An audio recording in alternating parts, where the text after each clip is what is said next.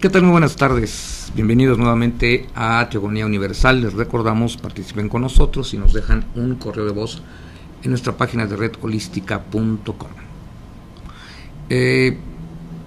Tan actuales como hace 2000 años, los evangelios siguen siendo con mucho una de las formas de la cultura que pueden darle a la humanidad un giro sensacional en su historia.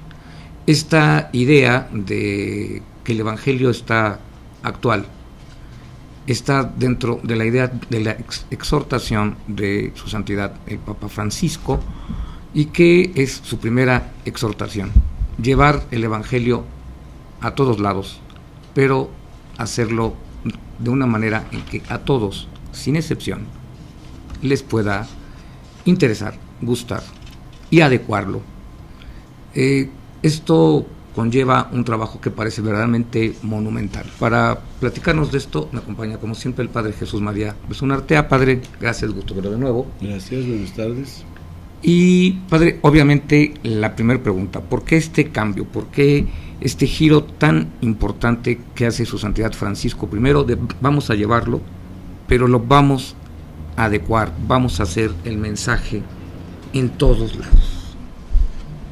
En todos lados. Bueno, a ver. Pues sí, ¿no? En todos lados, pues Jesucristo mandó a los apóstoles que fueran a todos lados. Digo, vayan a todo el mundo y prediquen el evangelio a toda criatura, hasta los confines de la tierra. Y entonces, bueno, yo creo que sí, lo que el Papa nos ofrece a través de esta exhortación que se llama apostólica, el gozo del evangelio, es pues un énfasis, o sea, diríamos que en su esencia no es nuevo el asunto de que el evangelio llegue a todos. Esa ha sido la preocupación de la Iglesia siempre, y claro, con otros matices diferentes a cómo se vive hoy, ¿no? Es decir, a partir de ese mandato de Jesús de ir a predicar el evangelio a toda criatura, la Iglesia sintió una necesidad o creyó que la predicación del evangelio era una necesidad no solamente para la Iglesia, sino que conllevaba la necesidad de aceptarlo de parte de quienes lo escuchaban, la doble necesidad. Y esta segunda razón fue la que hizo o motivó a la Iglesia para ir a todas las partes del mundo con la inquietud de que, como dice el Evangelio, que quien no crea se condena, ¿verdad? Y se bautice se condena. Pues le tomaron mucho interés en eso de condenarse, ¿verdad? Es decir, quien crea y se bautice se salvará, quien no crea se condenará. Bueno, pues eso lo entendieron de una manera que hoy día no lo entendemos así, ¿verdad? O sea, de una manera fundamentalista, de que ya hemos hablado aquí en alguna otra ocasión. Y entonces eso motivó a la Iglesia a ir a bautizar a la gente para que se pudieran salvar, pensando que si no, pues se iban a condenar, se iban a ir. ¿Sinónimo de qué? De ir al infierno, ¿verdad? Bueno, entonces esa inquietud ha estado ahí, pero esa inquietud con esa característica fundamentalista se diluyó en el Concilio Vaticano II, donde pues se presentó de otra manera esta responsabilidad de la Iglesia.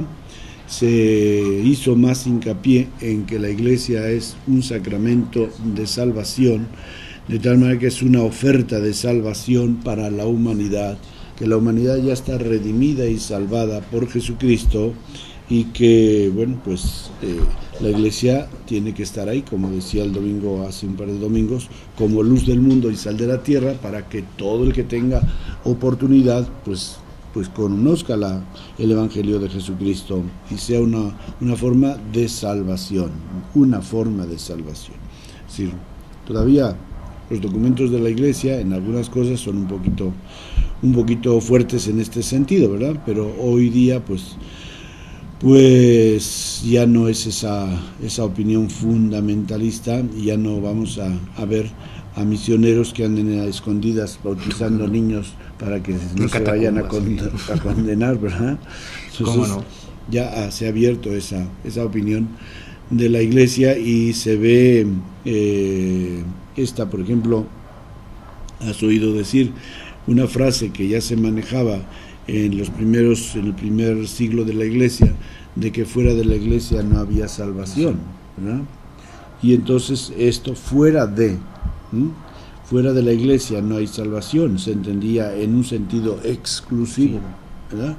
Y hoy día se entiende de una manera inclusiva, queriendo decir que todos son salvados a través de la Iglesia.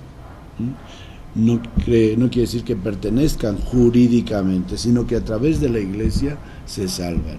Es decir, todos al salvarse entran a la Iglesia. Y para eso pues hace falta sencillamente pues los que han recibido el Evangelio, pues creer el Evangelio y vivir rectamente, y los que no lo han recibido, pues vivir de acuerdo a su conciencia, haciendo el bien y evitando el mal, ¿verdad?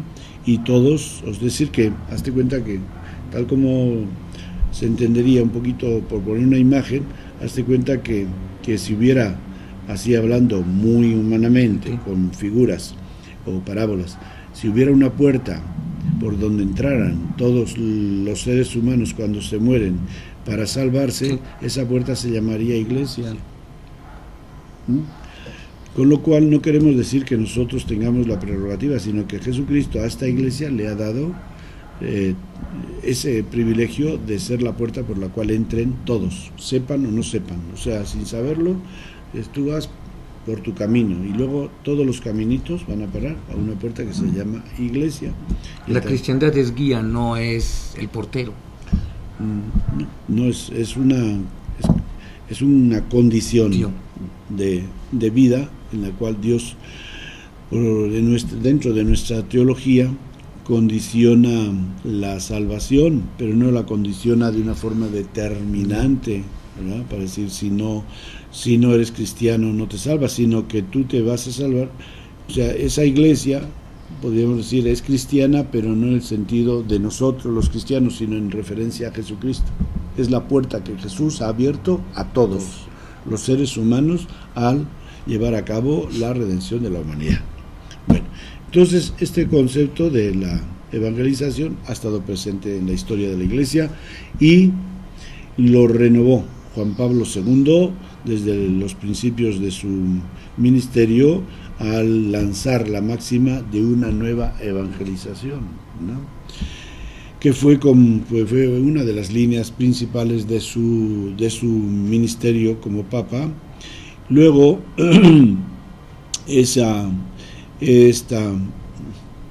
diría máxima, o esta línea, la retomó el último sínodo de obispos, que se celebró el año 2012.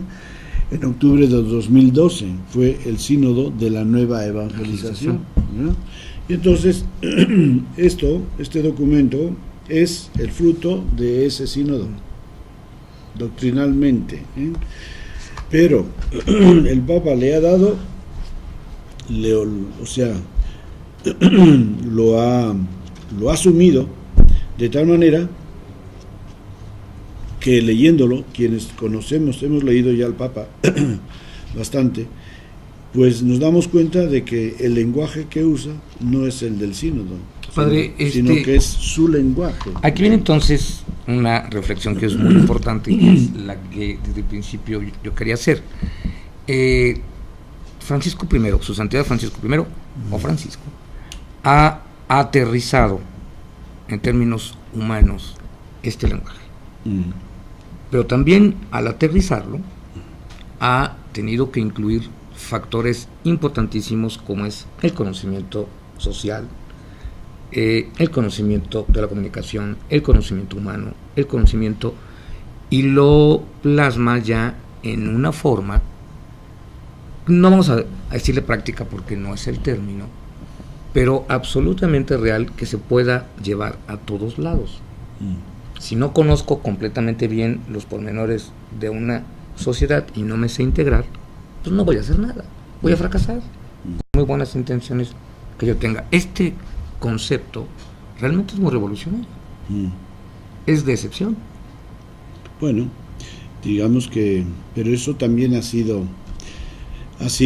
una tradición dentro de la Iglesia. La Iglesia tiene una doctrina social muy sólida desde León XIII, con la encíclica Rerum Novarum, y que hace unos 100 años que la publicó, y después ha habido una serie de encíclicas, de tal manera que pues la doctrina social de la Iglesia es una asignatura muy importante y muy rica. Yo creo que, bueno, podemos decir que no hay ninguna institución humana que tenga la doctrina que tiene la Iglesia Católica. Padre, regresamos en un minuto y comentamos de ello.